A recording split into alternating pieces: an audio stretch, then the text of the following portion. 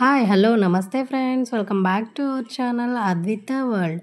ఈరోజు మన వీడియో ఏంటంటే సింపుల్గా టేస్టీగా కుక్కర్లో మటన్ కర్రీని ఎలా చేసుకోవాలో చూద్దామా. మన వీడియోని ఎవరైనా కొత్తగా చూస్తున్నట్టయితే ప్లీజ్ సబ్స్క్రైబ్ చేసుకోండి.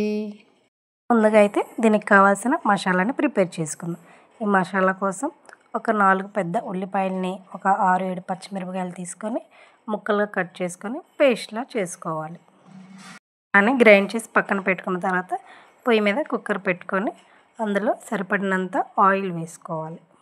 అనేది బాగా హీట్ అయిన తర్వాత దీంట్లోకి 2 లవంగ మొగ్గలు, కొంచెం దాల్చిన చెక్క వేసుకోవాలి. కొంచెం ఫ్రై అయిన తర్వాత మనం ముందుగా రెడీ చేసుకున్న మసాలాను వేసుకొని ఈ ఉల్లిపాయ పేస్ట్ అనేది పచ్చి వాసన పోయేంత వరకు ఫ్రై చేసుకోవాలి. మసాలా ఎంత ఫ్రై అయితే మనకి కర్రీ అంత టేస్టీగా ఉంటుందన్నమాట. ఈ ఆనియన్ పేస్ట్ అనేది అడుగంటకుండా కలుపుతూనే ఉండాలి. పేస్ట్ ఫ్రై అయ్యేలాగా మనం మటన్ని కడిగేసుకొని పక్కన పెట్టుకుందాం. మటన్ని ఇలాగా 3 to 4 టైమ్స్ నీట్గా వాష్ చేసుకోవాలి.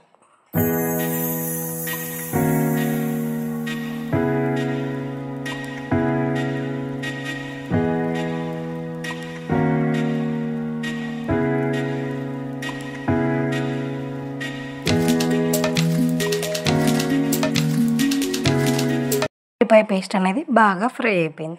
ఆ తర్వాత దీంట్లోకి ఒక 2 to 3 టేబుల్ స్పూన్స్ అల్లం వెల్లుల్లి పేస్ట్ వేసుకోవాలి. అల్లం వెల్లుల్లి పేస్ట్ కూడా పచ్చివాసన పోయి ఆయిల్ పైకి తేలేంత వరకు బాగా ఫ్రై చేసుకోవాలి.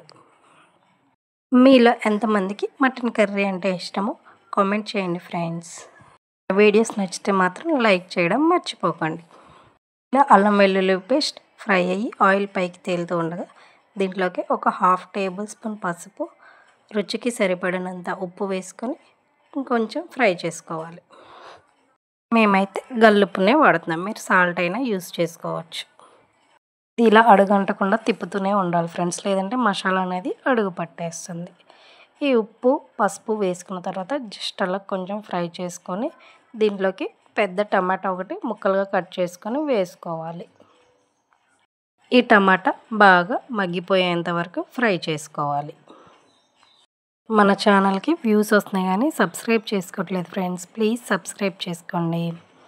ఈ టమాటా కూడా పూర్తిగా మగ్గిపోయిన తర్వాత మనం ముందుగా కడిగి పెట్టుకున్న మటన్ని కూడా వేసుకొని బాగా ఫ్రై చేసుకోవాలి. మసాలా అంతా పూర్తిగా మటన్కి పట్టేలా ఫ్రై చేసుకోవాలి. చూసారు కదా, మటన్ని ఇలాగ మసాలా మొత్తం కలిసేంత వరకు కలుపుకొని కుక్కర్ మీద మూత పెట్టుకొని కొంతసేపు ఉడికించుకోవాలి. విజిల్ పెట్టకుండా ఉడికించుకుంటే సరిపోతుంది.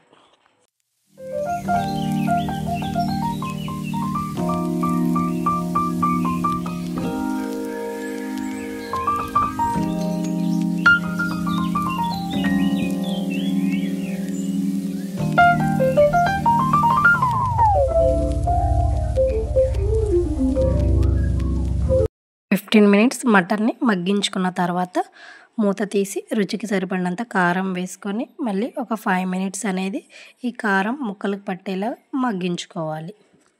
ఆ తర్వాత ఈ మటన్ మునిగేంత వరకు వాటర్ పోసుకొని కుక్కర్ మూత పెట్టేసి 7 to 8 విజిల్స్ వచ్చే వరకు ఉడికించుకోవాలి.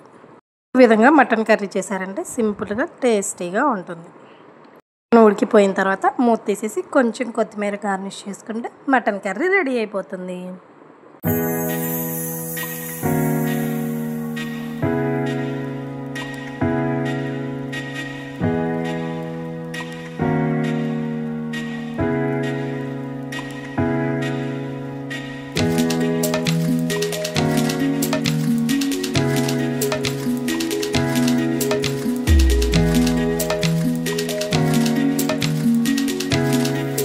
సరే, కర్రీ ఎంత చక్కగా ఉడికిపోయింది.